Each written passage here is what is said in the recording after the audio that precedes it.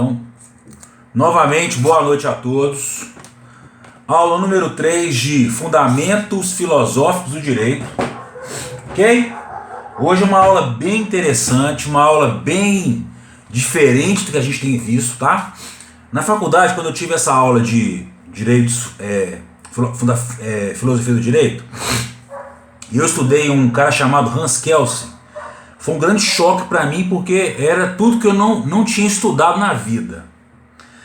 Primeira coisa, na faculdade de Direito é uma matéria que a gente tem chamada IED, Introdução ao Estudo de Direito. E lá fala-se de Kelsen também. Kelsen, ele é um positivista jurídico que ele trata a norma de uma forma bem especial. Eu vou falar primeiro de uma outra coisa para chegar em Kelsen, mas eu quero que você hoje tenha bastante atenção nessa aula, que é uma aula bem complexa. Então eu quero que você abra o seu coração, que você escute o que eu vou explicar, que você tente entender, que você depois leia o resumo, veja a aula novamente se você tiver alguma dúvida, busque outros vídeos também de outros professores, porque é um tema bem interessante. Então vamos começar a nossa aula de hoje. Vamos falar de direito da modernidade, elementos constitutivos do pensamento jus-filosófico moderno. Primeira coisa, gente, nós estudamos em História do Direito sobre o Iluminismo. O Iluminismo é uma corrente que nasceu na França no ano de 1715 e perdurou até 1795, ou melhor, 1789, 1789. O que o Iluminismo pregava? Ele pregava o seguinte, ele pregava valorização da razão sobre a fé. O que é isso? Nós precisamos desmistificar toda a doutrina que foi ensinada durante a Idade Média, porque a Idade Média, o que prevaleceu? Prevaleceu-se o Estado junto com a religião. E o Estado, ele engessou a religião engessou toda a filosofia daquela época. Por quê? Todos os filósofos da época da Idade Média eram oriundos da igreja. Todo ensinamento, toda doutrina era ela criada pela igreja. Eu não tive nada de novo nesse século, na Idade Média. Somente doutrina voltada, doutrinas da igreja. Então, o que o Iluminismo pregou? Nós vamos valorizar a razão sobre a fé. Para que seja considerado como ciência, deve ser racional. Nós não queremos mais viver sobre a batuta, viver sobre o dogma da igreja. Vamos viver agora de uma forma racional. Então, primeiro ponto foi. Segundo ponto, e o mais importante, é o seguinte. O Iluminismo pregou o quê? Pregou aniquilamento do absolutismo. O que significa isso? Repetindo, pregou o aniquilamento do absolutismo. Nós tínhamos o que na Idade Média? Nós tínhamos um rei que detinha os três poderes: legislativo, executivo e judiciário. Ele era o que? Um rei absolutista. Era um Estado autoritário. O que o Iluminismo pregou? Isso não dá certo, porque o Estado deve ter três funções separadas. O pensador que propôs essa situação foi Montesquieu. Montesquieu falou o seguinte, para que o Estado seja eficaz, para que haja harmonia entre Estado e cidadãos, deve haver o quê? Deve haver uma separação dos poderes. O que significa isso? Vamos separar o Estado, as funções dos poderes entre legislativo, executivo e judiciário. Executivo vai executar as leis. Judiciário vai aplicar as leis. E o legislativo vai criar as leis. Quando eu tenho três poderes harmônicos e um fiscalizando o outro, o que vai ter, gente? Vai ter uma limitação de poder.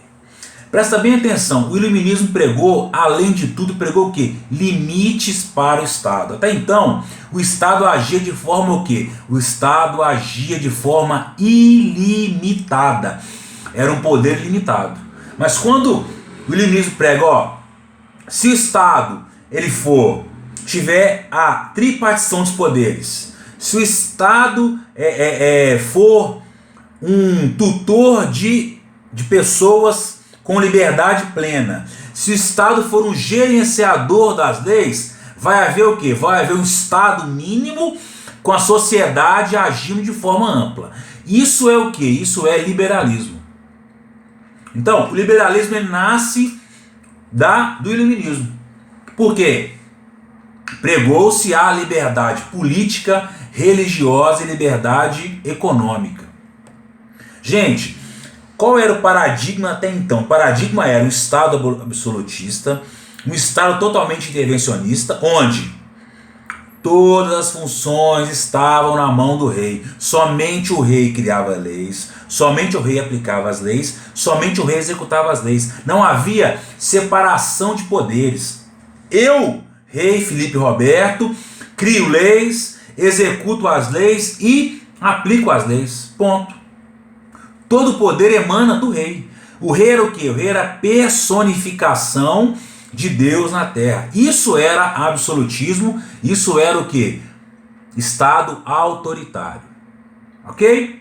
Então veio, o que vem? Vem o iluminismo para fazer o quê? Para quebrar esse paradigma absolutista, esse paradigma autoritário, pregando o quê? Liberdades política, econômica, individual, valorização da razão sobre a fé e ainda igualdade jurídica, igualdade perante a lei. Segundo os iluministas, como eu tenho um liberalismo individual, todos são iguais perante a lei. Essa era também uma das proposituras do iluminismo. Ok? Gente, alguns autores principais. Primeiro, John Locke. Gente, John Locke, ele foi chamado de o pai do liberalismo. John Locke, ele apregoou essa doutrina de quê? Que o Estado deveria ser um Estado mínimo. Gente, o liberalismo é isso, ó. Eu vou ter um Estado que vai fazer o quê? Ele vai garantir propriedade privada e vai garantir o quê? Vai garantir liberdade individual. O resto, meu amigo, é com vocês. Ele não vai dizer o quê? Ele não vai ser um Estado controlador, ele vai ser um Estado gestor. Presta bem atenção, vamos pensar numa empresa. Você tem o dono. Quando o dono ele lida diretamente com os funcionários, a empresa geralmente é uma empresa o quê? Uma empresa que vai ter um dono meio autoritário. Por exemplo, se é uma empresa gigante, uma corporação gigante, você tem lá o dono da empresa que nem vai na empresa e tem os gestores ao quê? A uma certa liberdade. Quando você tem o dono da empresa que também é o gestor, geralmente vai ser o quê? Vai ser uma empresa mais o quê? Mais autoritária. Então, de certa forma, essa é uma comparação. Beleza. Gente, falei com vocês que o iluminismo ele antecedeu o liberalismo. O iluminismo serviu de base para o liberalismo. Então eu vou fazer agora um contraste aqui. Tá falando, já mudei, já estava falando, gente. Eu estava falando aqui dos principais autores, pulei essa parte. Então, primeira pessoa, John Locke, pai do liberalismo.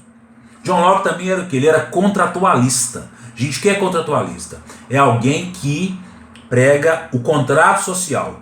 Rousseau, John Locke pregavam o quê? Que os homens eram totalmente livres, uma liberdade plena. Só que, quando eu tenho uma liberdade totalmente plena, vai haver o quê? Vai haver uma libertinagem. Então, eu vou ter uma sociedade reunida, pessoas, e eles fazem o quê? Um contrato social. Gente, ó, vamos nos reunir aqui, vamos instituir quem? O Estado para quê? Para que o Estado traga o quê? Pacificação social. O Estado vai apenas gerir a nossa liberdade. Ele vai criar normas para evitar o conflito, só isso. Não é uma instituição de um Estado totalmente autoritário. É apenas o quê? Um Estado que vai criar normas, que vai criar leis para organizar a sociedade. Beleza. Montesquieu é o chamado pai da tripartição dos poderes. Gente, já expliquei um pouquinho, vou me alongar um pouco mais. Gente, quando eu tenho um Estado igual o Brasil tem o Executivo, que é o Presidente da República, o Legislativo, que é a Câmara e o Senado, que é chamado Congresso, e o Judiciário, que é todo o Poder Judiciário.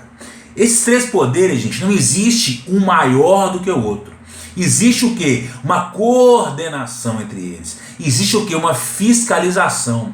Se o executivo não tiver o judiciário para fiscalizar, ele vai ser arbitrário. Da mesma forma que se o executivo, se o legislativo não tiver o judiciário para poder controlar, ele vai ser autoritário. Se o judiciário não tiver o executivo para controlar, também será autoritário. Então, os três poderes são equivalentes e um fiscaliza o outro. Essa teoria foi oriunda de Montesquieu. Ele criou essa teoria. Beleza. Outro autor importante chama Adam Smith. Adam Smith é chamado de quê? É chamado de o pai da economia moderna. Ele foi um dos que cunhou e criou a teoria do liberalismo econômico. Beleza. Vamos tratar agora de quê? Vamos tratar agora da diferenciação entre estruturação do poder, Estado absolutista e Estado liberal. Vamos lá, gente. Estado absolutista. Ele é autoritário porque o rei é aquele que manda em tudo. O rei é aquele que determina todas as coisas. O rei é aquele que é a personificação de Deus na terra. Ok. É o que? Um Estado arbitrário porque não vai privilegiar e não vai conceder aos cidadãos os direitos, o quê? Os direitos humanos. Depois, não existe liberdade individual e nem propriedade. Tudo é do Estado, tudo é do Estado. Gente, quando eu falo de direitos humanos, o que são os direitos humanos? Não é direito só para preso. Direitos humanos são o quê? São direitos inerentes ao ser humano. Quando você nasceu da sua mamãe lá, saiu da barriguinha da sua mamãe, tomou um tapa na bunda e chorou, você ali nasceu já com direitos personalíssimos, com direitos humanos, com direitos inerentes à sua existência. Você tem direito à vida, direito à saúde, à liberdade e, além de tudo, à dignidade da pessoa humana. Quando eu tenho, senhoras e senhores, um Estado autoritário, esses direitos humanos, eles são o quê? Violados, são vilipendiados. Exemplo, ditadura militar. Quando houve a ditadura militar, não existia respeito aos direitos humanos. Quando teve a ditadura militar, os direitos humanos foram o quê? Foram execrados, foram vilipendiados, foram aniquilados. Não existia liberdade individual, liberdade de expressão, liberdade de locomoção. Não existia dignidade da pessoa humana, não existia liberdade política. Isso é o que? Um Estado autoritário, um Estado que não trata o cidadão como deveria ser tratado. Beleza. Aí vem numa outra ponta, são dois estados totalmente diferentes. Eu tenho um Estado absolutista totalmente centralizador, totalmente arbitrário e autoritário, e que eu tenho o quê? Um Estado liberal. Gente, o liberalismo é o quê? Vou garantir propriedade privada e liberdade. Só. Quem tem poder econômico vai prevalecer sobre quem não tem poder econômico. Porque ele não tenta igualar os níveis. Isso é liberalismo. Ó. Você tem condições de gozar do seu pleno, da sua riqueza, de poder viver da forma que você quiser? Sim. Você não tem? Esse aqui vai dominar esse aqui. Porque o Estado não intervém de forma nenhuma. O Estado vai deixar os cidadãos livres. Vocês terão que gerir as suas próprias relações. Por exemplo, no Brasil hoje tem o que? A CLT. A CLT é uma norma que ela faz o quê? Ela vai equiparar patrão e empregado. Porque ali tem normas o quê? Protetivas. O empregado só pode trabalhar 44 horas semanais. O empregado tem que fazer 1 hora de intervalo. O empregado tem que receber insalubridade quando for ambiente salubre. E periculosidade quando for ambiente periculoso, inflamável e eletricidade. Isso é o que, gente? Proteção. Quando eu falo de Estado liberal, não tem isso. As partes vão tabular, as partes vão acordar as cláusulas. Então, por exemplo, eu sou um empregador do Estado liberal. e o Rodrigo vai ser o meu funcionário. Rodrigo, quer trabalhar para mim? Quero. Como é que vai ser, ô Felipe? É o seguinte, Rodrigo. Segunda a sábado com uma folga domingo. Não, que bom. Só que é o seguinte, Rodrigo. É de 7 da manhã às 23h30. Sem horário de almoço. Passagem só pago a ida, não pago a volta. Salário, R$ 500. Você quer, Rodrigo? Não. Se eu não trabalhar para mim, vai trabalhar para outro de uma forma pior. Quer dizer, eu vou colocar as pessoas numa igualdade jurídica, entre aspas, porque não há igualdade. Quando eu tenho poder econômico e necessidade, esse aqui vai submeter qualquer coisa. Então, isso é liberalismo. É um outro extremo. Entendeu? Essa é a diferença de liberalismo, de Estado liberal para Estado autoritário. Gente, é o seguinte. Só recapitulando uma situação aqui, o liberalismo ele fez um bem para a sociedade, para a humanidade. Por quê? Quando o liberalismo ele prega limites estatais, ele faz com que o quê? Com o Estado se enxergue de uma forma não tão arbitrária, não tão totalitária. Então, a primeira ideia de liberalismo é: nós precisamos limitar o poder estatal. Isso é maravilhoso, isso é importante. A Constituição da República de 88 ela prega isso. Tripartição dos poderes. O Estado está vinculado, o Estado deve também cumprir as normas jurídicas. O Estado tem obrigação de cumprir tudo que está na Constituição. Quer dizer, isso é um limite. O Estado não pode ser arbitrário, o Estado não pode agir contra a lei. Foi uma grande contribuição do liberalismo para a sociedade. Beleza. Gente, qual é o conceito de liberalismo? Vamos lá, para a gente poder trabalhar esse conceito que é importante. Conjunto de princípios e teorias políticas que apresenta como ponto principal a defesa da liberdade política e econômica. De novo, o que é liberalismo, professor? Conjunto de princípios e teorias que apresentam como ponto principal a defesa da liberdade política e econômica. Gente, o que é liberdade política? Você poderá escolher o seu presidente, o seu representante, e ele vai legislar para você. E liberdade econômica? Você poderá o quê? Trabalhar, você poderá criar seu próprio negócio, você poderá agir no mercado de forma mais ilimitada. Não vai haver um controle. O Estado, quando o Estado é totalitário, ele controla tudo. Tributação alta,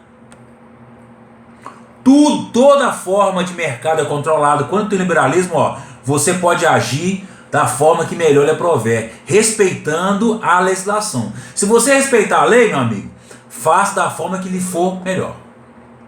Ok? Agora, senhoras e senhores, eu passo para estudar Kelsen. Então, como eu falei com vocês no começo da aula, Hans Kelsen foi um grande pensador jurídico. Ele foi um grande doutrinador dos tempos dele e até hoje, muitas das ideias que Kelsen pregou prevalecem. Tá? Então, foi um grande doutrinador. Na minha época, quando eu fui fazer a faculdade em 2004, que eu velho pra caramba, chegamos na sala de aula para ter a aula de EAD. O que o professor falou? Vamos estudar Hans Kelsen, e nos deu um livro chamado A Teoria Pura do Direito. Né? Fomos lá, tiramos xerox, um livrão desse tamanho, começamos a ler. Você lia 1, 2, 3, 4, 10, não entendia porra nenhuma. Lia, não entendia. Aí o que aconteceu? Tem um cara chamado Fábio Loa, que ele criou um livro para entender Kelsen. Quer dizer, era um resumo do livro de Kelsen e, além disso, uma forma de você conseguir compreender a teoria kelseniana. Porque, para quem nunca viu direito, igual vocês e eu quando eu comecei, você vai pegar uma teoria dessa e você fica meio assustado. Mas hoje, se Deus quiser, eu quero desmistificar essa complexidade. Eu quero fazer com que vocês entendam a ideia central de Kelsen. Então, isso é muito importante. Gente, primeira coisa. Qual é a ideia central de Kelsen? A ideia central de Kelsen é: o direito é uma ciência autossuficiente, ou seja, não necessita de nenhuma outra ciência para auxiliá-la. Só o direito basta.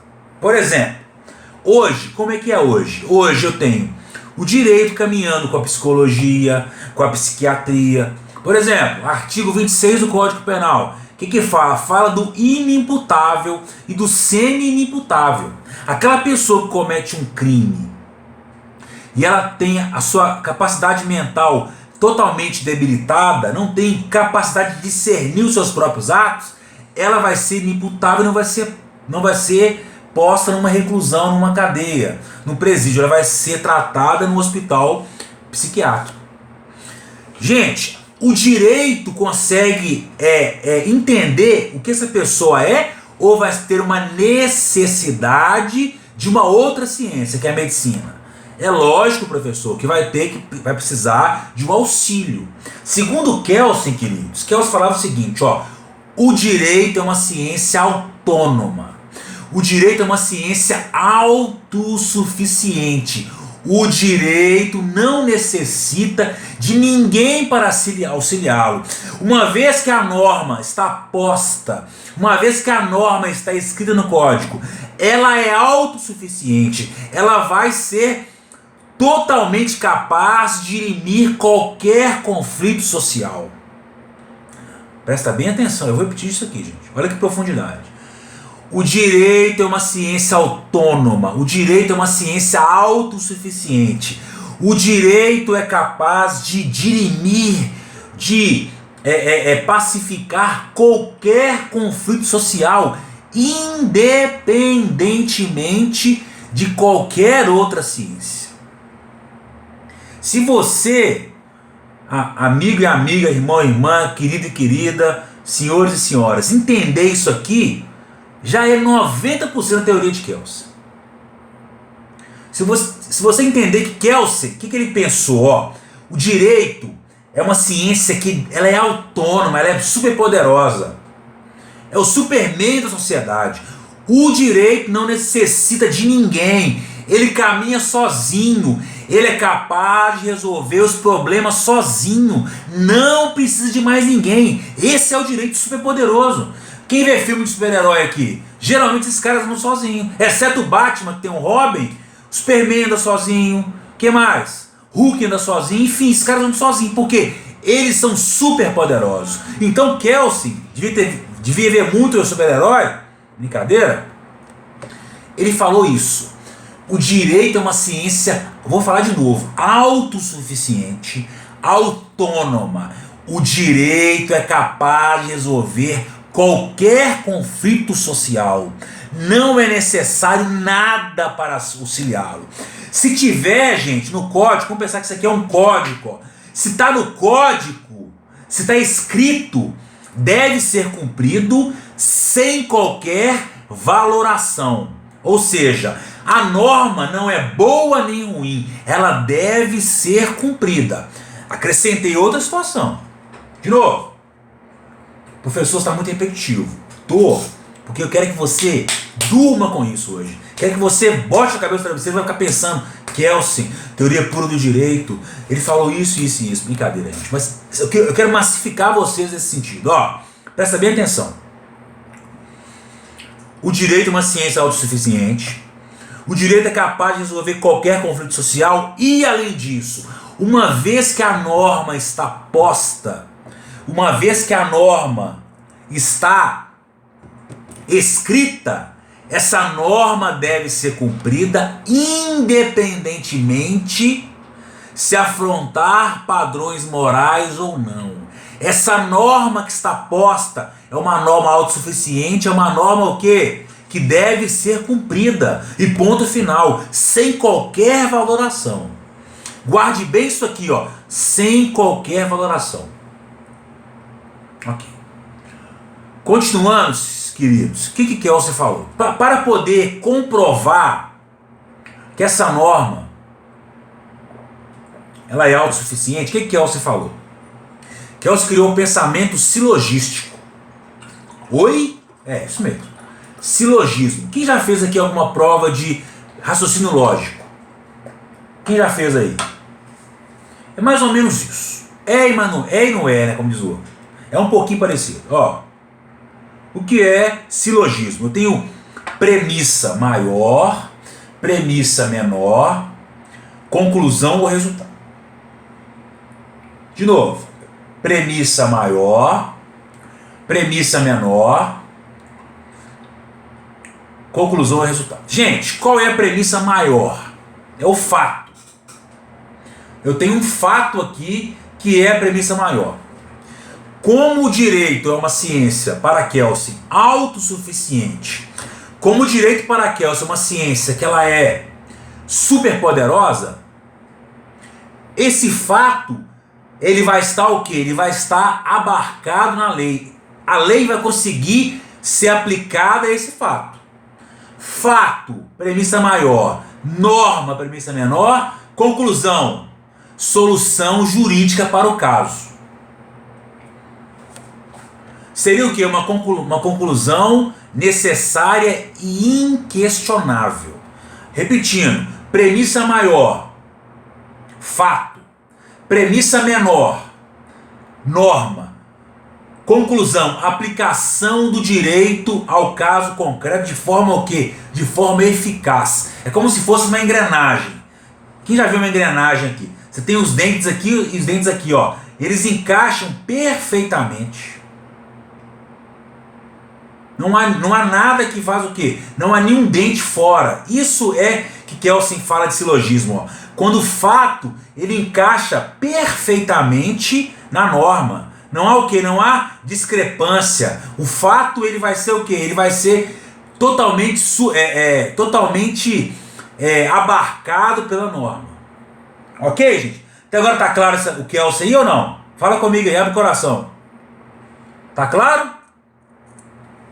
Sim ou não?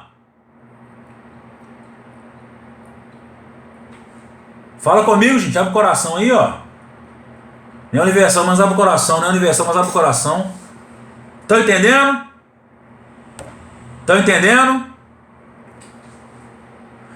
Vão conseguir falar de Kelsen amanhã com seus amigos aí? Pelo Instagram, pelo WhatsApp? Vamos falar ou não? Vamos conseguir explicar? Vamos lá então. Então continuando aqui, ó. Vou dar um exemplo para você entender o que é silogismo jurídico. Ó, vamos pensar o seguinte, ó. Fato. Qual que é o fato? O fato é, vamos pegar um homem aqui da sala. O Rafael teve um filho com a namorada dele. E logo que a moça engravidou, ela brigou com ele, terminou com ele. Esse filho nasceu. O filho nasceu e essa moça, denominada, vamos colocar aqui, denominada Carol, a Carol ingressou com uma ação de alimentos, primeiramente, uma ação para investigar a paternidade, cumulada, quer dizer, investigar a paternidade, se Rafael for o pai, ele vai ter que pagar pensão. Foi feito DNA, comprovou que Rafael é o pai.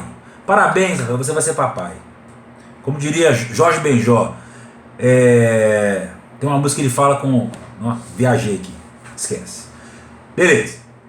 Rafael, papai. Rafael, quando você vira pai, você tem a obrigação de prestar alimentos. O Código Civil fala isso. Se eu não me engano, artigo 1648. Rafael, você tem que pagar pensão. Esse é o fato.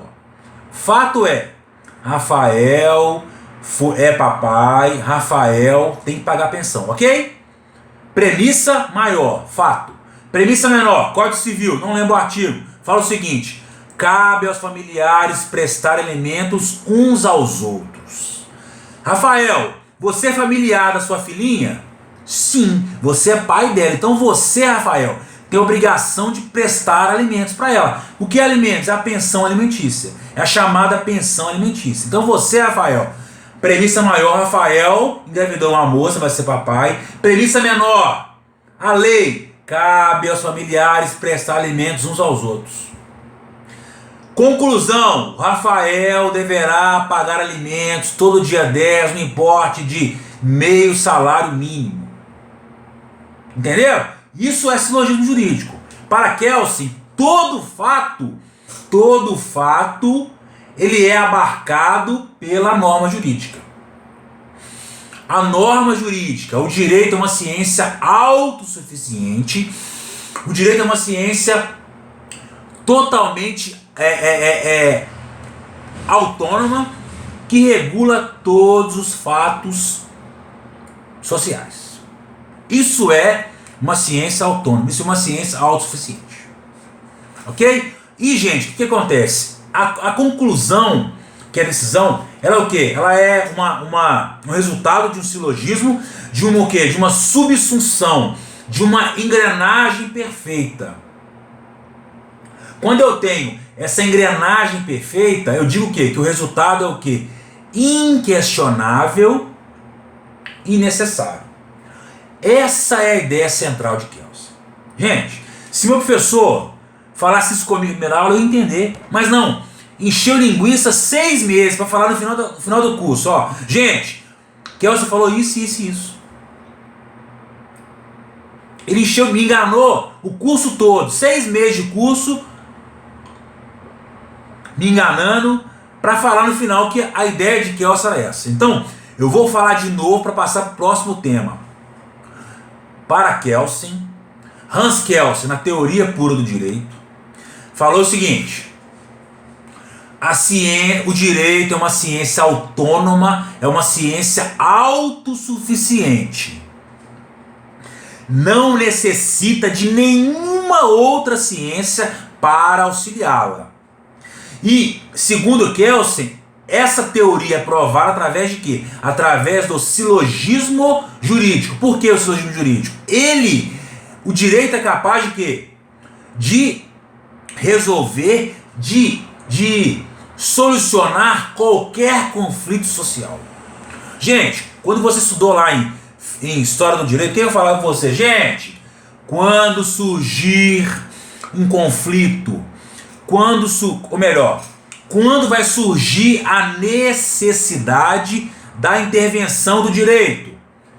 Quando houver um conflito. Os homens de Neandertal estavam lá bonitinhos, e o homem com a mulher e com o filho caçavam no verão, dormiam no inverno.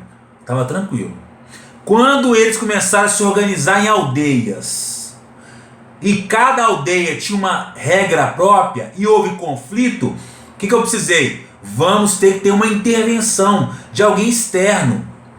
É a mesma ideia de quê? Do contrato social. É a mesma ideia. Eu preciso de quê? Do Estado para poder o quê? O Estado vai limitar. Aí depende de como vai ser o Estado. Se vai ser um Estado autoritário, ele vai limitar tudo. Se é um Estado liberal, ele vai limitar pouco. No caso de Kelsen, o Estado vai criar normas que serão o quê? Autossuficientes. O direito não vai se comunicar com ninguém. O direito vai ser o quê? Uma ciência totalmente autônoma. Isso é Kelsen. Isso é teoria pura do direito.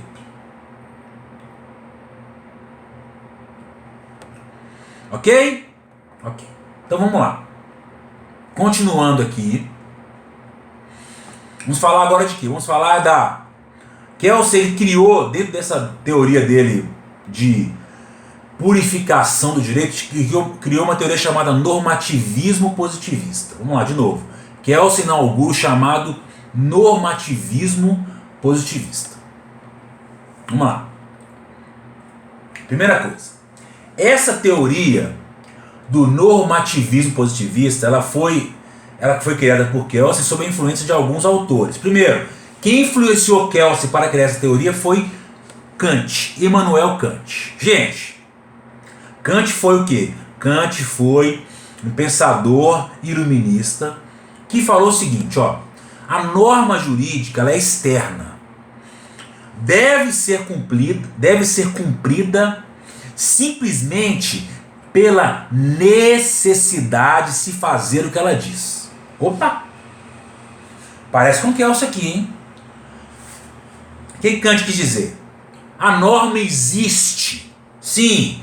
Ela está posta pelo Estado? Sim. Então, querido, você deve cumprir essa norma sem questionar.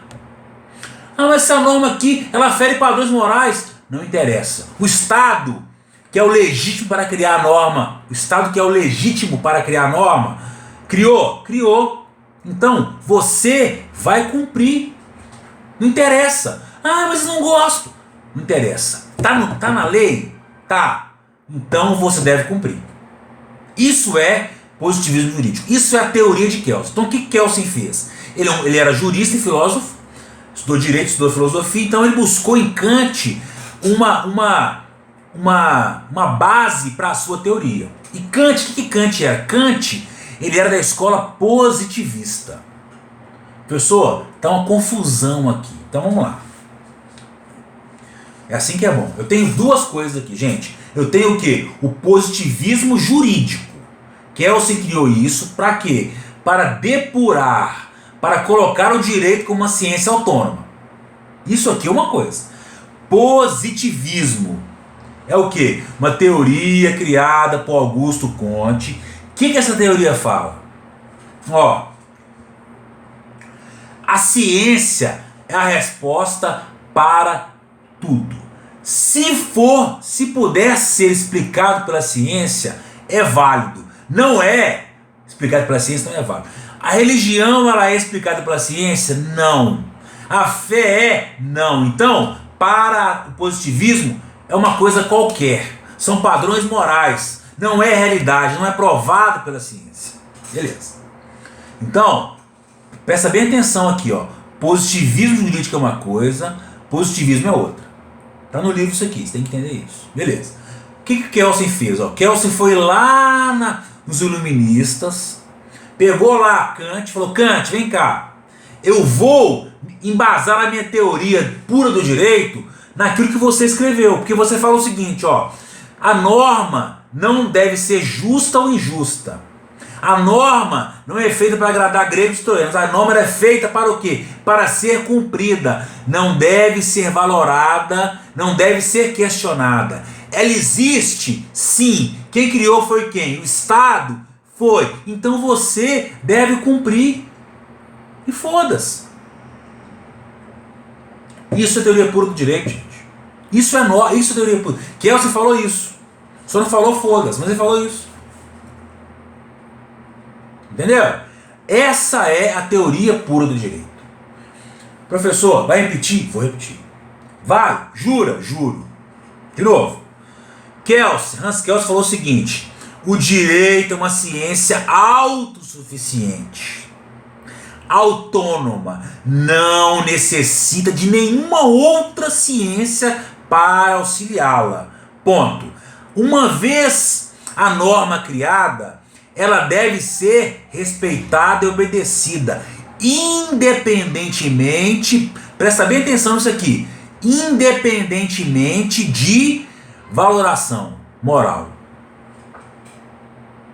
Eu vou frisar isso aqui para você vai entender isso aqui daqui a pouquinho, porque eu estou frisando independentemente de valoração moral. Beleza? O que você falou então? Ó, quando o legislativo vai criar a lei, é a mesma coisa. Isso aqui que eu falei, ó, ciência autônoma, autossuficiente, que consegue solucionar todos os conflitos sociais, é quando a norma vai ser aplicada. Então quer dizer, o legislativo criou a norma. Então a norma criada. Ah, tá criada. Essa norma aqui, ela é capaz de quê? Capaz de solucionar qualquer conflito. Beleza. Agora, para criar essa norma da mesma forma, quando o legislativo vai criar a norma, o que ele fala? Ele vai ter que pegar o quê? Pegar a norma e não se valer de quê? De padrões morais e sociais. Ele vai criar a norma pura, sem sociologia, sem filosofia, sem história. Isso é positivismo jurídico. Isso é a ideia de Kelsen. Gente, isso é Kelsen. Isso é Hans Kelsen, um dos maiores da história do direito. Kelsen foi um dos maiores. Ele quebrou um paradigma jurídico enorme. Criou uma teoria assim, que até hoje é difundida, estudada no mundo todo. É um cara brilhante. Só que, cenas do próximo capítulo. Beleza. Continuando aqui, gente. O que mais que Kelsen criou? Então vamos lá. Falei de interpretação. Gente, eu faço pra vocês vamos fazer aqui lembrar de umas coisinhas aqui. Ó, quando eu falei de Aristóteles, o que eu falei? Gente, Aristóteles, ele é o quê? Ele é um discípulo de Platão, que falou o seguinte, ó: para Aristóteles, a filosofia é uma ciência primeira, é a ciência da verdade. Para Aristóteles, a ciência, a filosofia, melhor dizendo, ela precede qualquer outro conhecimento. Eu sempre ilustro isso com o quê?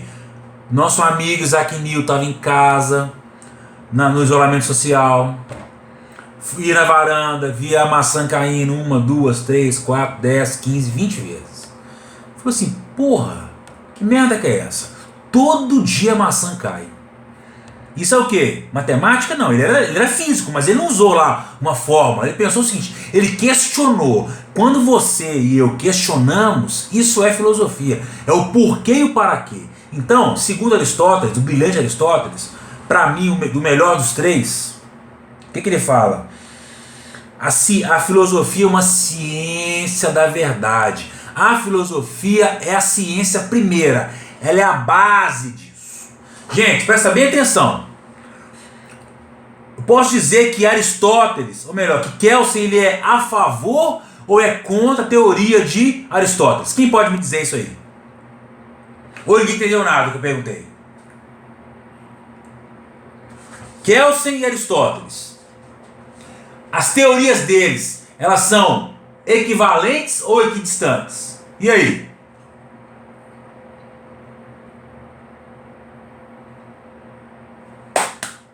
Ô, estão aí ou não? Gente, estão me ouvindo? Vocês não colocaram no mudo aí? E aí, qual que é a resposta da minha pergunta? Fala comigo, Ana. O que você acha?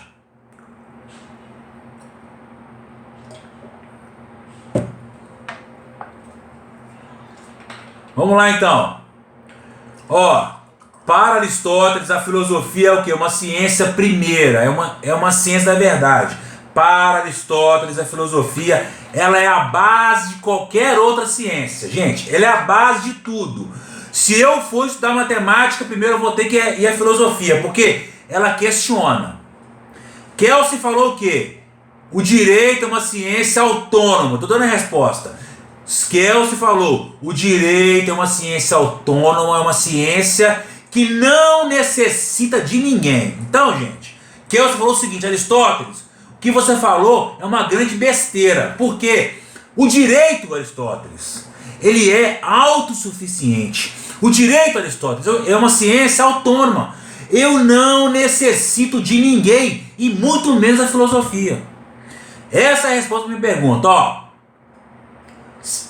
Aristóteles falou, filosofia é a ciência da verdade, é a ciência primeira, é a base de tudo.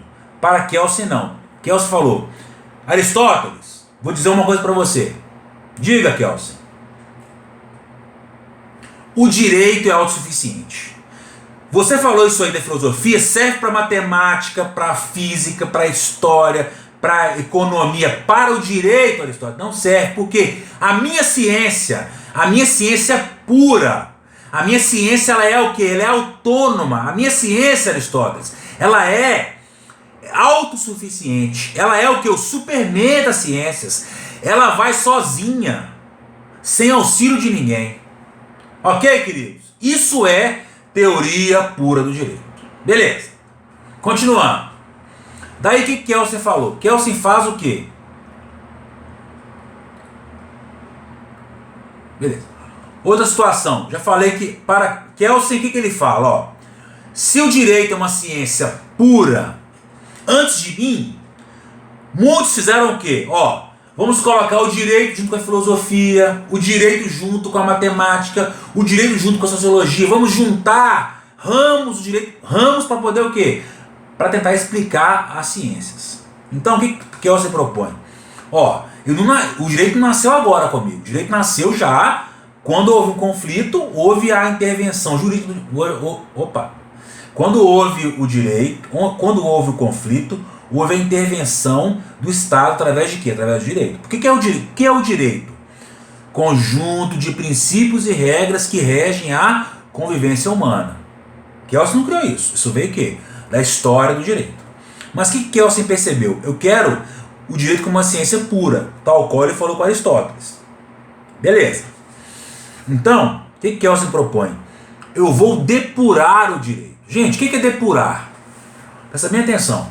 Quando um garimpeiro ele pega uma pedra preciosa, ele não acha aquela pedra lá limpinha, bonitinha, não. O que ele vai fazer? Ele vai pegar aquela pedra que está num emaranhado de lama, de pedra, não sei o que, e vai depurar. O que ele faz? Ele vai limpar. Ele vai o quê? Ele vai tirar as arestas. Para que seja feito o quê? Para que aquela pedra seja o quê? Límpida, seja pura. Kelsen propôs isso. O que Kelsen propôs? Ó, até agora, queridos e queridas, o direito é uma ciência, digamos aí, impura. Eu vou purificar o direito com a minha teoria. Eu vou colocar o direito como uma ciência pura. Ó, tá purinho aqui agora. O direito é o quê? Uma pedra preciosa, limpa, sem nada, sem nenhuma aresta. Então, Kelsen propôs o quê? Propôs uma depuração do direito. O direito será o quê? Uma ciência autônoma e autossuficiente. Por quê? Porque com a minha teoria eu vou depurar o direito. Eu vou colocar o direito como uma ciência autônoma. Quando o Estado criar uma norma, essa norma vai ser o quê? Vai ser autossuficiente. Está posta, deve ser cumprida sem nenhum questionamento. Beleza. Depois, Kelsen, gente, cria a chamada pirâmide kelseniana. Quem estava com saudade da minha letra, quem estava com saudade de ver a minha letrinha de médico, o meu hieroglifo, o meu cuneiforme aí, está aí posto, gente, minha letra.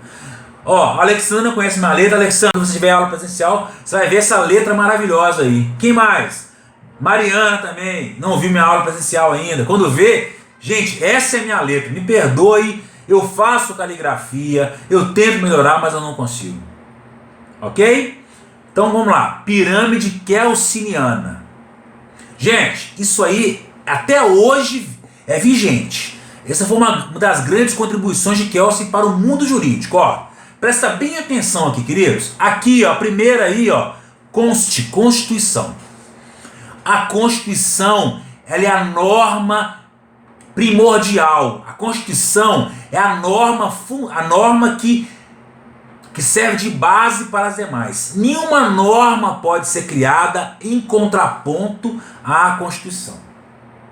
A Constituição o quê? É a norma principal. O direito, ele é baseado na norma constitucional. Se eu vou criar uma lei hoje no Brasil, essa lei for contra a Constituição, ela é inconstitucional, ela deve ser o quê? Deve ser extirpada do mundo jurídico. Então presta bem atenção. Hierarquia é legal. Primeiro, gente, eu tenho o quê? Constituição. Depois, leis complementares. São leis que têm o quê? Uma forma de elaboração um pouco mais complexas. Para ser aprovada uma lei complementar, ela exige uma maioria simples, esqueci a palavra. Maioria absoluta. Lei complementar, maioria absoluta. Gente, Constituição, que é o ápice jurídico, a norma que deve ser cumprida a todo e qualquer instante. Depois, lei complementar, tem uma forma de elaboração um pouco mais complexa, porque ela exige maioria absoluta. Depois, lei ordinária. Lei ordinária. O que é a lei ordinária, gente? É uma lei de elaboração com aprovação de maioria simples, metade mais um. Beleza? Medidas provisórias, leis delegadas. São leis que o executivo cria.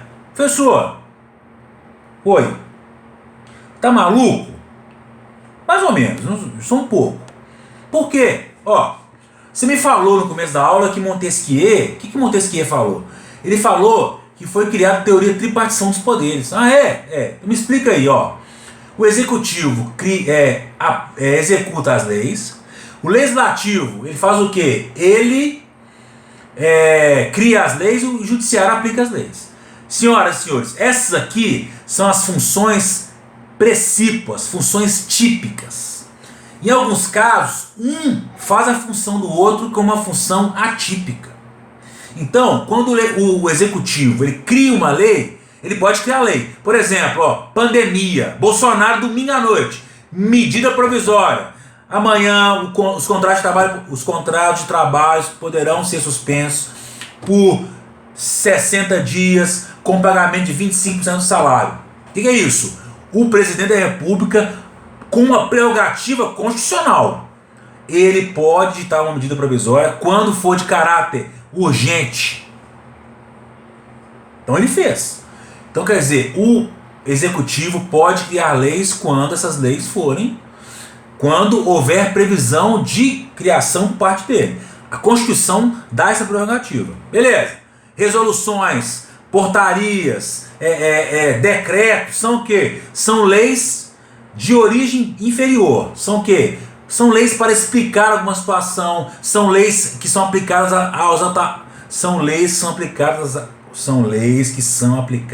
às autarquias, fundações. O INSS tem normas lá que são portarias. Elas estão o quê? Estão aqui são a última base da hierarquia da lei. Repetindo, Constituição da República, ela é a base, ela é a norma que deve ser respeitada a todo momento. Nada pode contrapor a Constituição, nada. Segundo, leis complementares, leis de hierarquia inferior à Constituição e superior à lei ordinária. Por quê? São leis que têm uma forma de aprovação mais complexa. Por quê? Exigem maioria absoluta. Depois,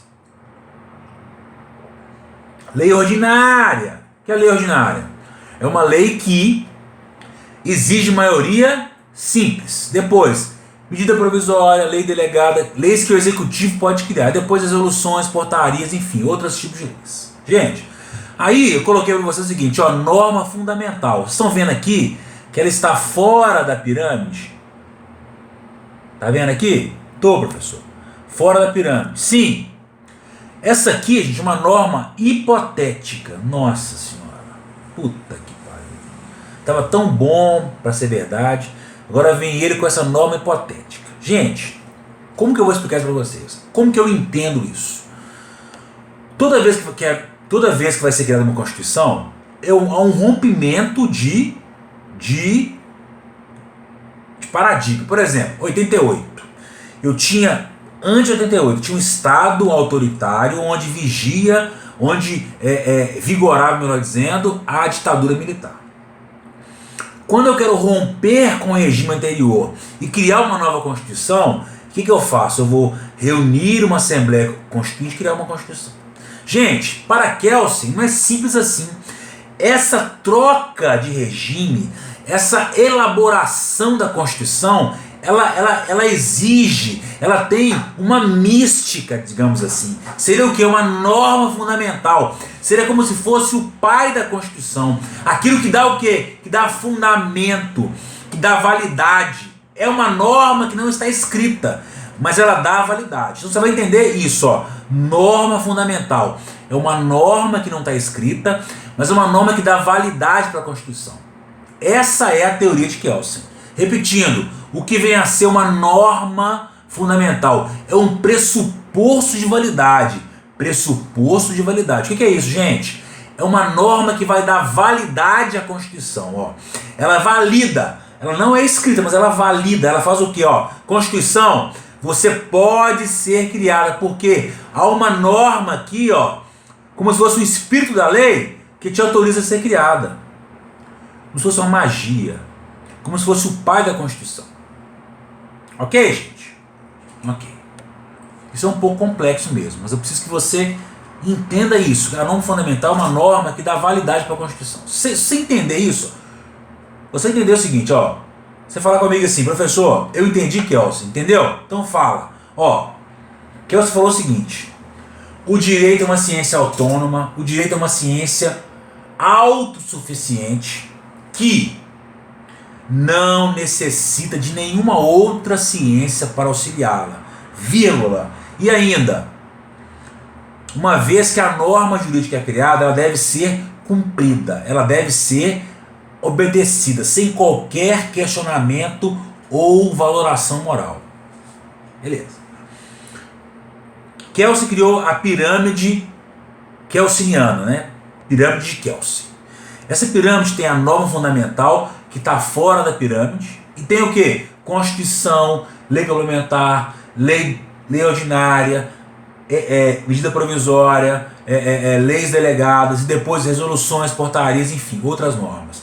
Se você entender que a Constituição ela é o parâmetro normativo de qualquer lei, que a Constituição ela é a base jurídica para qualquer lei, que a Constituição é o máximo da lei, é o máximo da jurisdição, é o máximo jurídico, que a Constituição é a norma, digamos aí, a base de todo o ordenamento jurídico. A Constituição, gente, ela deve ser respeitada. No Brasil, eu sempre falo o seguinte, ó, nós temos que criar uma nova Constituição. Isso é mentira. A nossa Constituição é uma Constituição maravilhosa. Ela prevê o quê? Prevê, limites estatais. O Estado ele tem limites para ser cumpridos. Eu tenho os 3 poderes harmônicos e autônomos entre si. Eu tenho direitos sociais, eu tenho direitos fundamentais, que são direitos humanos. Eu tenho direitos sociais, eu tenho garantia de saúde e educação. A Constituição, gente, ela é maravilhosa. Só que ela deve ser cumprida. Ah, não, gente. O Legislativo interfere demais no Judiciário. O Judiciário interfere demais no Executivo. Gente, é isso mesmo. Montesquieu criou essa teoria para isso. Montesquieu falou o seguinte, ó. Vocês querem o quê? Um Estado autoritário que tem um rei que personifica tudo nele, que cria a lei, executa a lei e aplica a lei. Vocês querem o quê? Um Estado que funcione. Um Estado que vai ter o quê? Vai ter 3 poderes autônomos entre si, que um vai fiscalizar o outro. Isso é Estado democrático, gente. Se vocês quiserem um Estado que vai ter uma pessoa para poder fazer tudo, vamos voltar ao absolutismo. Isso é quem defende que o Legislativo tem que ser fechado, o Legislativo tem que ser fechado e o STF também. Quem entende que o STF tem que ser fechado e o Legislativo também, quer o quê? Quer um rei, é um déspota. Quer voltar na Idade Média, onde eu tinha o quê? Eu tinha um rei que era a personificação de Deus. Eu sou Deus na terra. Se eu sou Deus na terra, eu mando na porra toda. Isso que é monarquia absolutista. Se você quer um Estado sem Legislativo, sem STF, você quer o quê? Você quer um rei.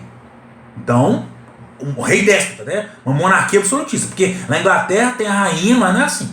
Ok, gente? Então, Montesquieu criou a teoria para funcionar assim. A Constituição de 88 ela prevê isso. Ok. Continuando, queridos, queridas. O que Kelsen fala? Ó,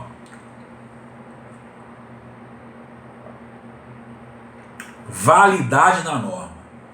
O que é a validade da norma? Consiste na análise da qualidade e condição da elaboração da norma. De novo, professor, o que é validade da norma? A boca está seca aqui. Ó, o que é validade da norma? É o que? Consiste na análise da qualidade e condição da elaboração da norma. O que eu falei com você? Gente, para elaborar uma lei complementar, o que eu preciso? Maioria absoluta. Então, o Estado vai criar uma lei complementar. Vai. Vamos lá, passar pelas comissões de Constituição e Justiça. Vamos passar pela aprovação da Câmara, maioria absoluta.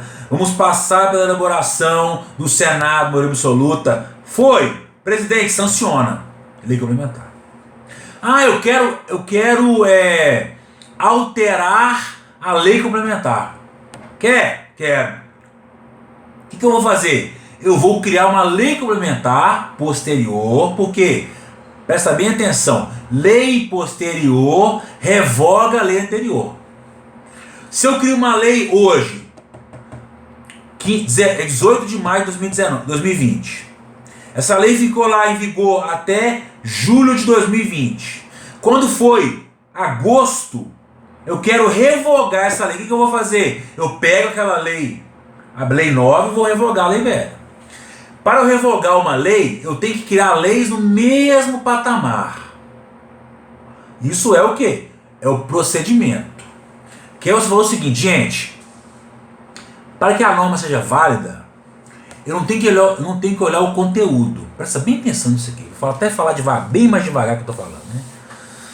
Respira fundo, professor. Gente, para a norma ser válida, deve ser observado o quê? O procedimento da elaboração da lei.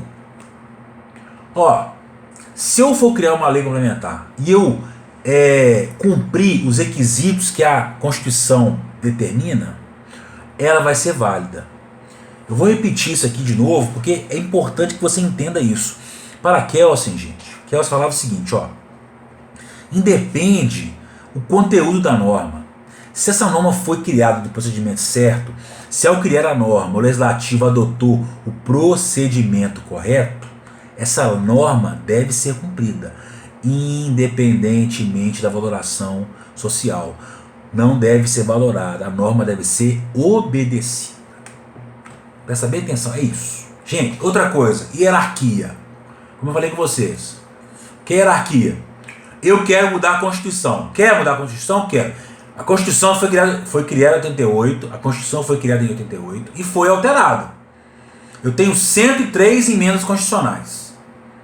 Ah, não, vamos mudar isso aqui. Pode mudar? Pode. O Congresso se reúne, tem uma votação, tem o quê? Uma votação mais complexa, mais rígida, porque para alterar a Constituição tem que ter o quê? 2 sessões no Congresso, 2 sessões, melhor dizendo, na Câmara, 2 no Senado, com maioria de 3/5 em cada votação, depois eles se reúnem e promulgam a lei.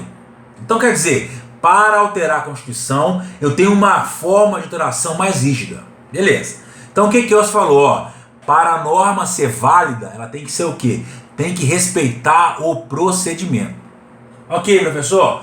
Hierarquia. Essa norma deve ser o quê? Deve ser feita sobre a base. Deve se respeitar a Constituição. Respeitou? Sim. Cumpriu os requisitos legais? Cumpriu. Essa norma é válida. Essa norma o quê? Deve ser cumprida. Não é uma norma, não deve ser analisada se ela é justa, injusta, boa ou ruim, certa ou errada. É uma norma que deve ser o quê? É uma norma que deve ser respeitada. Ok. Gente, vou dar um exemplo aqui, deixa eu ver aqui se eu falo disso ou não falo disso. Só para vocês entenderem aqui, ó. Gente, eu não sou A nem B, eu falo mal de Lula, de Bolsonaro, de Dilma, de Temer. Aqui a gente está na faculdade, universidade, nós temos que expressar nossa opinião. Então, em que pese talvez eu falo alguma coisa aqui, vocês não concordem, né? Então pode mandar, professor, eu não concordo com você. Isso é enriquecedor, porque eu nunca vou ser dono da verdade, nem quero ser. Eu dou minha opinião, falo as minhas besteiras aqui, as coisas que eu acho que eu estou certo, enfim. Explico para vocês o direito, a forma que deve ser, mas cada um tem uma visão. Nós temos que pensar o seguinte, ó, a faculdade é uma instituição para quê? É uma universidade, é um universo de ideias.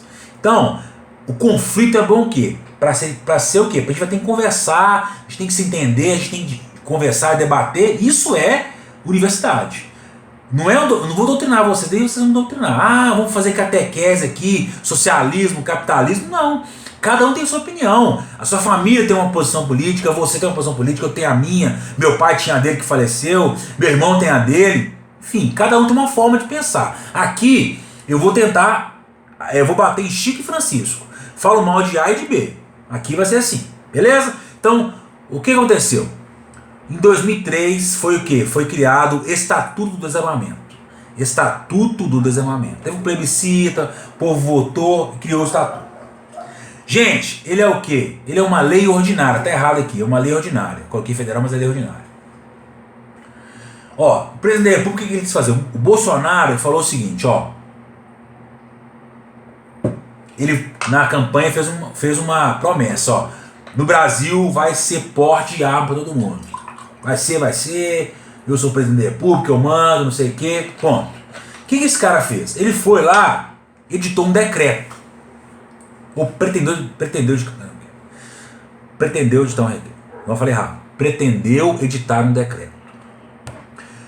A partir de agora, a lei ordinária, que é uma lei federal ordinária, que previa o quê? Limites para o armamento, para a pessoa ter porte e posse de arma, eu, através de um decreto, vou alterar.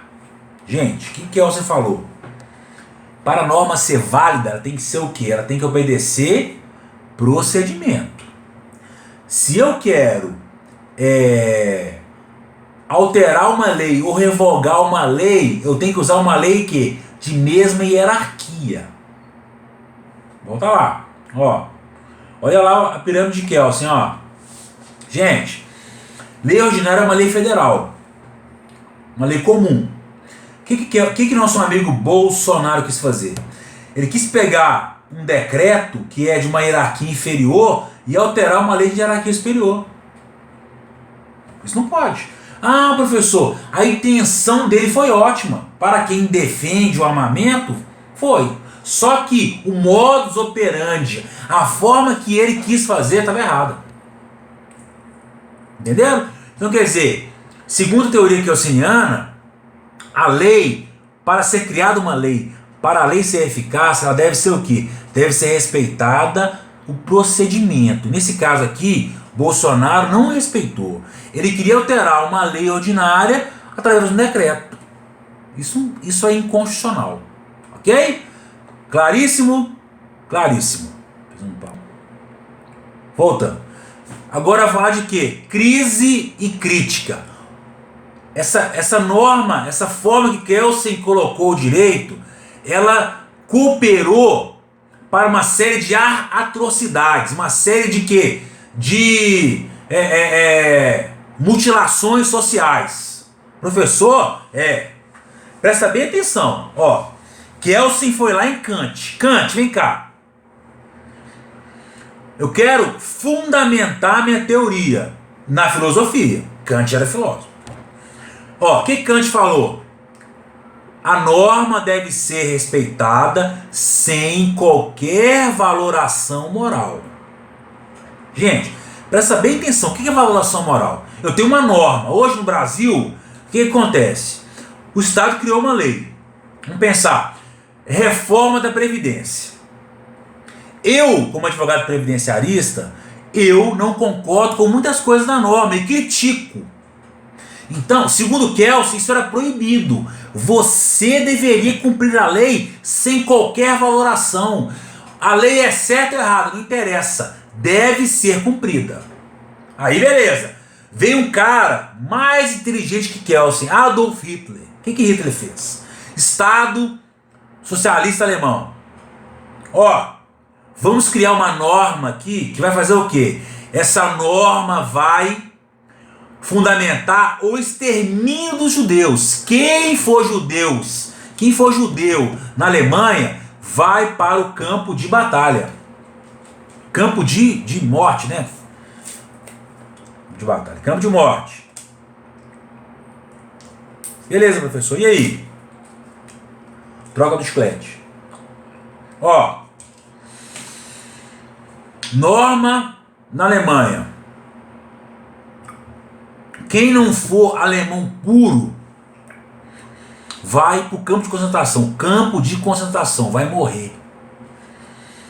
Os soldados, os oficiais, o que eles fizeram? Heil Hitler. Não é assim? Nós vamos cumprir o que ele mandar. Nós vamos cumprir o que a norma mandar, independentemente se a norma é certa ou errada. Olha aí. Olha o problema que Kelsen criou. Repetindo. Heil Hitler, né? Que negócio todo. Hitler criou normas na Alemanha que falava o seguinte, ó. Quem não for alemão puro vai morrer. Vai pro campo de concentração.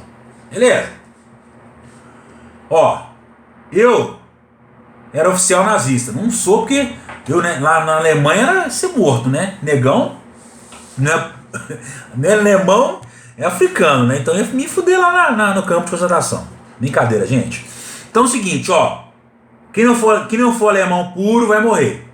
Os oficiais, o que eles faziam? A norma não é certa, a norma não é errada. A norma deve ser o quê? Cumprida. Então, a doutrina kelseniana, ela serviu de base, olha pra você ver, gente, serviu de base para Hitler matar os alemães, matar os judeus. Ou não? Eu tô maluco aqui? Isso foi uma crise do positivismo jurídico.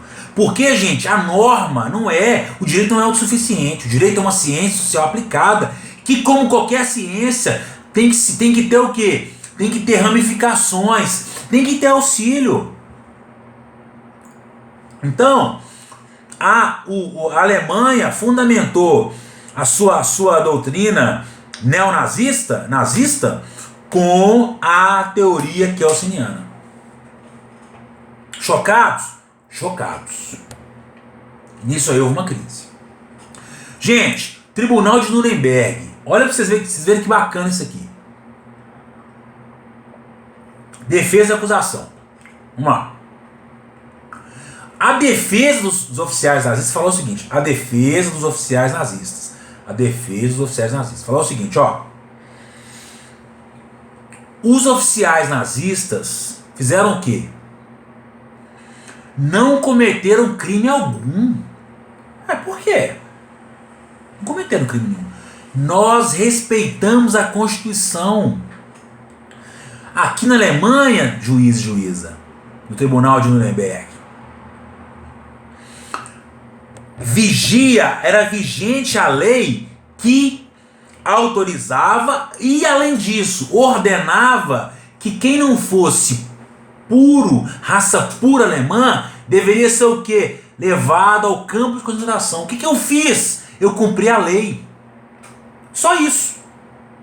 Não é a teoria pura, não é assim? Kelsen falou isso, ó. O que Kelsen falou? Não deve ser aplicada a norma independentemente da sua valoração moral. Certo ou errado, não interessa. Foi feito de forma certa? Adotou o procedimento correto? Adotou. Não interessa. Deve ser cumprida. O que eu fiz como oficial nazista? Cumpri a porra da lei. Agora eu vou ser morto por conta disso? Não. Olha pra você ver. E digo mais, ó. O que eles falaram? Nós somos funcionários públicos estatais. Nós agimos em conformidade às normas jurídicas. E daí? Agora eu vou ser aniquilado por causa disso? Eu vou ser morto por cumprir a lei? E aí? O advogado de defesa do pessoal lá, militares, alegaram isso. Aí veio o outro argumento, a acusação. Ah, é? Ó, em que pese, militares, vocês terem agido conforme a lei vigente, muito bem. Só que existe algo maior. Gente, que eu falei com vocês, direitos humanos não serve só para preso. Direitos humanos são o quê? São normas que não estão postas, não estão na lei escritas, são normas o quê? Inerentes ao ser humano. Quando eu falo assim, você, Alexandre, tem direito à vida, mesmo que não tenha na Constituição, no nosso tema, se não tivesse, você teria esse direito. Você, Alexandre, tem direito de quê? A dignidade da pessoa humana. Dignidade da pessoa humana. Você deve ser tratado dignamente. Isso é o quê? Direitos humanos. Então o que a defesa falou? A acusação falou, ó, tudo bem, militares, vocês agiram de forma respeitando a lei. Ok. Mas há, gente, uma lei transcendente a essa. Existe o quê? Direito à vida. Direito o quê? Direito à liberdade. Direito ao quê? À dignidade da pessoa humana. Vocês não podem agir cegamente. E eles foram condenados. Gente, é uma discussão muito forte aqui. Por quê? Se você fosse um militar na era da ditadura militar, eu iria matar todo mundo. O cara mandou matar. Se eu não matar, eu vou ser morto. Entenderam? Então quer dizer, quando, na hora que a coisa está acontecendo, ninguém percebe. Depois que todo mundo quer fazer o quê? Todo mundo quer punir, aí muda a história. Então, olha para você ver como é que é um embate maravilhoso aqui, ó. A defesa agiu brilhantemente, e a acusação também, ó. Você agiu conforme a norma determinava, mas há normas que são o quê? São transcendentes. São normas o quê? Que são direitos humanos, inerentes ao ser humano. Você nasce com direito à vida. Então, quer dizer, deveria ser preservado isso. Então, esse foi o embate do Tribunal de Nuremberg, onde todos aqueles militares foram o quê? Foram condenados. Ok, queridos? Ok. Então, eu vou falar disso aqui lá na frente. Vamos lá pular para revisão dos fundamentos do direito no Brasil. Ó, já criticamos o iluminismo, aí vem o quê? Vem a escola de Frankfurt. Escola de Frankfurt. O que a escola de Frankfurt fala? Vamos lá. Essa escola cria o quê? Uma teoria crítica. Gente, deixa eu falar uma coisa com vocês aqui. Desde que o mundo é mundo, existe um embate entre capitalismo e socialismo. Não é nosso privilégio no Brasil hoje ter isso. Sempre existiu. Eu tenho uma teoria. Professor, qual é essa teoria? Você está demais hoje, eu estou demais hoje. Adão e Eva. Adão era socialista, Eva era capitalista. Por quê? Adão foi criado primeiro, plantava, colhia, estava vivendo fino da bola, redondo. Deus cria Eva. Eva chegou. Adão, né? Ficou maluco, Eva, né? Aquele negócio todo. Chegou, Deus falou assim, ó, Eva e Adão, é o seguinte, ó, ali tem uma árvore do conhecimento da vida, tem uma maçã. Essa maçã, se vocês comerem dessa maçã, vai haver o quê? O pleno conhecimento. Adão falou o seguinte, ó, eu quero continuar na minha vidinha aqui, camponês. Eva pensou, não, eu quero ser conhecedor, quero conhecer tudo. Ali o que quer dizer? Eu tinha um conflito de interesse. Estou viajando demais hoje, mas eu estava pensando nisso domingo de manhã, correndo. Faz sentido isso. Então, gente, presta bem atenção. No mundo, sempre vai haver o quê? Duas teorias. Um capitalismo que veio primeiro, depois veio o socialismo. Da mesma forma que o quê? Veio o iluminismo, que serviu de base para o liberalismo, e foi. Chegou agora, ó. Kelsen, teoria pura do direito, a Alemanha fez o que fez. Tá certo o que aconteceu? Não. Vamos criar uma teoria para contrapor tudo isso. O que é criada? A teoria crítica. Primeira coisa, uma teoria criada por pensadores intelectuais marxistas, não ortodoxos, não radicais. Marx tem dois tipos de digamos, seguidores. Tem os marxistas ortodoxos, são aqueles o quê? O que eles pensam? Para o proletariado tomar o poder, eles devem se armar e contra o regime. Né? Vamos nos armar como Fidel Castro fez e o Che Guevara. Seriam o quê? Marxistas ortodoxos, marxistas bolsonaristas, digamos assim, radicais. Brincadeiras à parte. E tem os marxistas não ortodoxos, que eles falam que nós temos que nos unir ideologicamente e contrapor na mesma medida. Tem o quê? Socialismo e capitalismo. Vamos ter um embate intelectual aqui, ó, um embate no mesmo nível. Isso é o que eles defendem. E é o certo, gente. Não tem que brigar, tem que discutir ideologicamente, cada um colocar a sua teoria. Então o que eles falaram? Ó, o Estado não pode fechar os olhos para a questão social. Como Kelsen falou que a lei, ela é o quê? Ela consegue dirimir qualquer conflito social. Kelsen errou. Kelsen falhou.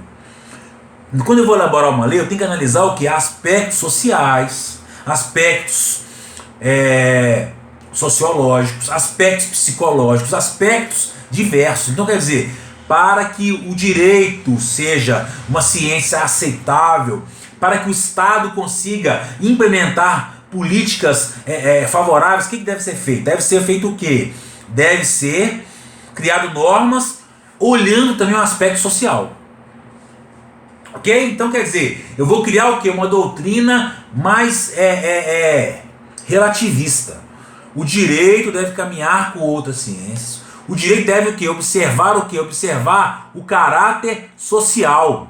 O direito não deve fechar os olhos para o quê? Para os problemas filosóficos, econômicos, sociais, culturais, que foi gerado pelo capitalismo. Deve haver o quê? Deve haver o quê? Deve haver digamos aí, uma amplitude de visões. Isso é a teoria crítica criada pela escola de Frankfurt. Ok? No Brasil, nós tivemos um grande pensador, jurista, Dr. Roberto Lira. Era marxista. O que ele pregava? Pregava justamente o que a teoria crítica pregava. Um Estado olhando mais para o aspecto social. Não um Estado capitalista, selvagem, minimalista, liberdade individual, propriedade privada. O resto, não. O Estado tem que ser o quê? O Estado deve ser o quê?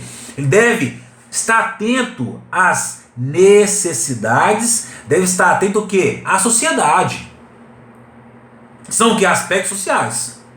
O Brasil, gente, é um país... Primeira Constituição que foi criada no Brasil, 1824, uma Constituição liberal. Presta bem atenção nisso aqui. 1824, o que aconteceu? Primeira Constituição do Brasil já independente.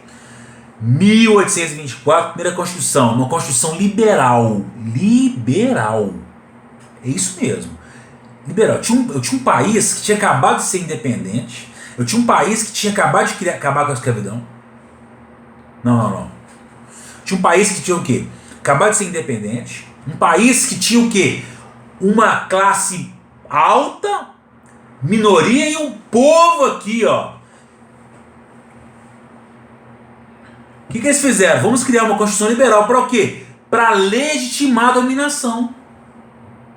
Então, quer dizer, o que esse pessoal da teoria crítica falou?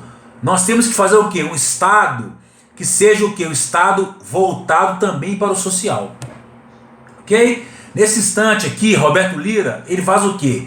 Ele vai trabalhar no pensamento para criar um direito alternativo. Gente, o que é um direito alternativo? É um direito que vai fazer o quê? Eles vão, antes da Constituição, na década de 80, para criar a Constituição, para poder romper com o regime autoritário e colocar o regime, digamos aí, democrático, né? O que aconteceu? Juízes do Rio Grande do Sul promoveram encontros para o quê? Para difundir essa ideia, O Estado brasileiro deve ser um Estado voltado para a social-democracia, ou seja, um Estado que vai ser, ao mesmo tempo, não tão interventor, mas interventor. Oi? Isso. O que é social-democracia? O Estado vai intervir de uma forma mais tímida, digamos assim. Ele vai intervir de uma forma mais tímida, mas assim, no campo social ele vai intervir. Ele vai tentar o quê? Igualdade jurídica é o seguinte, eu tenho um desnível, o que a lei faz? Iguala. CLT é isso, CLT eu tenho empregador e empregado. O que a CLT fala? Ela iguala. O consumidor, mesma coisa. Eu tenho lá, comprei uma televisão lá na LG, 50 polegadas, usei 10 dias, a televisão queimou. Aí eu vou lá, LG, tudo bem, minha televisão queimou. O que ela fala? Me prove que você não usou errado. Não. O que o código fala? Consumidor, nesse caso aqui, o que ele fala? Ele entrega a televisão na LG, a LG tem que provar que ele usou errado. Impossível isso. Isso é o quê? Eu vou equiparar, gente. Isso é o que foi buscado por essas pessoas. O direito não pode fechar os olhos para a liberdade individual. Ele tem que fazer o quê? Ele tem que regular, regulamentar, ele tem que equiparar as pessoas. Isso é direito. Eu não posso ter um direito que faz o seguinte, ó, a lei está aqui, se virem. Não. Isso é o quê? Uma intervenção. É olhar o quê? O lado social. Poxa, imagina, se fosse assim, todo mundo só ia ter cano. Comprei televisão hoje, queimou amanhã, tô lascado, perdi 10 mil reais, 5 mil reais, 2 mil reais, enfim. Não tem jeito. Então quer dizer, o direito, ele deve ter esse papel. O que mais, gente? Defender o quê? O uso do direito em favor dos excluídos. Quer dizer, políticas sociais. Assistência social, saúde grátis. Isso é o quê? Isso é o quê? São direitos sociais, gente. Você acha que o liberalismo prega isso? Não. Quem prega isso é o quê? É o social-democrata, quem prega uma intervenção do Estado. Ok?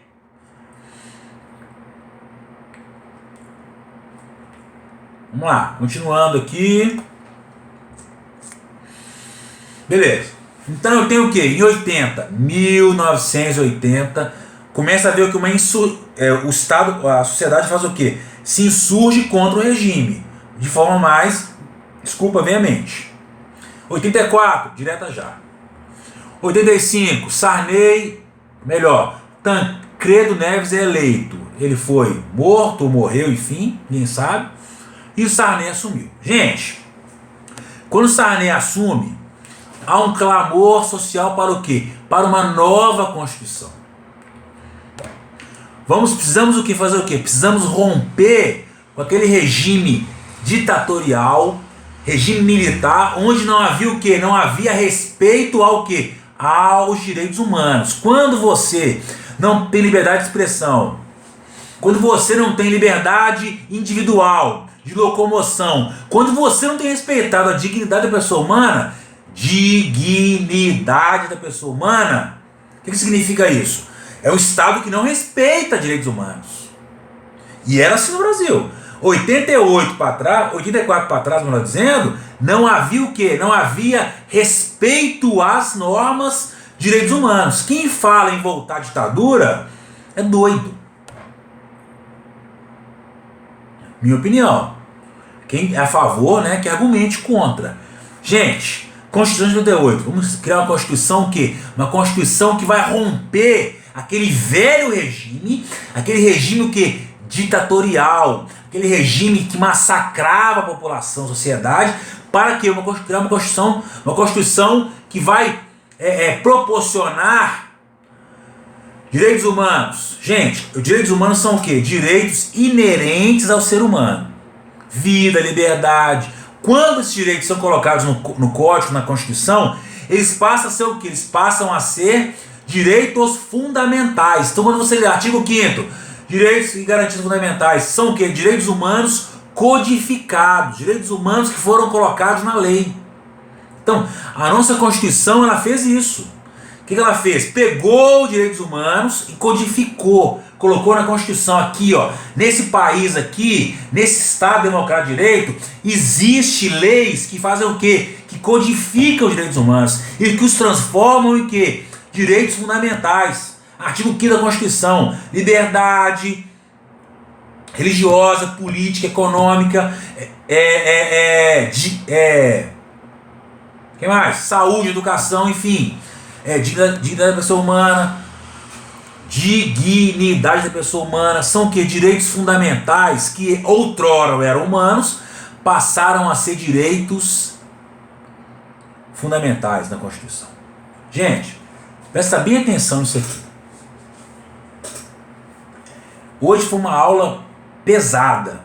Isso aqui você aprende na Faculdade de Direito em 6 meses. Nosso curso é um curso tecnólogo, um curso voltado para o quê? Para a investigação criminal. Isso aqui você tem que ter uma base disso. Então hoje você viu o quê? Você viu que o liberalismo ele veio do iluminismo e que ele criou coisas boas também. Primeiro, limite do Estado. O Estado passou a ter limite.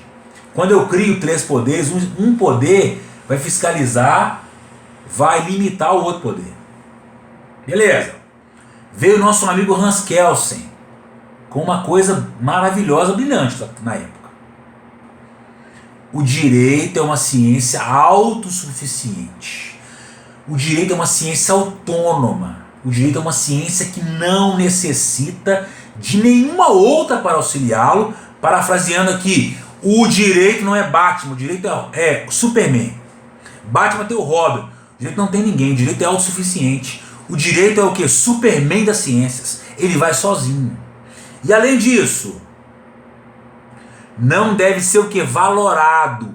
A lei deve ser obedecida, sem se valorar padrões morais. Lei não é certa, lei não é errada. Lei deve ser cumprida. Até então era maravilhoso. Quando alguém usa isso aí para o malefício, como Hitler fez, já não serve mais. Então, onde Kelsen falhou? Falhou o quê? Em colocar o direito como uma ciência autônoma e autossuficiente. Quando ele coloca o direito sem qualquer valoração moral. Gente, a norma ela é valorada. O direito hoje, para criar uma norma, você vai na história do direito, na filosofia, na criminologia, como quando é uma norma de direito penal. Por exemplo, foi criada a lei que quem beber não pode dirigir. Primeiro, sanção administrativa, estatística. Diminuiu o número de quem bebe e dirige? Não, diminuiu. Vamos passar então para o quê? Para uma punição. Não serviu. Direito penal, você é o direito da última ratio. Você é o direito que acontece? Quando você entra, ou cumpre ou vai preso. Isso foi o que? Analisaram sociologia, estatística, matemática, administrativo, direito administrativo e depois o direito penal. Quer dizer, houve uma miscelânea de ciências. Então, gente, hoje, depois veio o que? Teoria crítica, escola de Frankfurt. O que a escola falou? Deve-se criar o quê? Deve ter um olhar social para o direito. O direito não pode se fechar os olhos para os excluídos. Tem que haver uma equiparação. Veio o quê? Constituição de 88, uma Constituição cidadã. O que ela fez? Cidadãos brasileiros, vocês estão protegidos pela lei. A nossa Constituição, queridos, ela nos protege contra o quê? Contra as arbitrariedades do Estado. Preste bem atenção nisso. A Constituição, ela te protege, me protege, porque ela tem o quê? Tem direitos humanos elencados, direitos humanos positivados, direitos humanos escritos lá. Quando eles são escritos, eles são o quê? Os direitos humanos escritos são direitos o quê? Fundamentais. Te protege e me protege. Então, a meu ver, a Constituição ela é maravilhosa. Ela deve ser cumprida. Isso.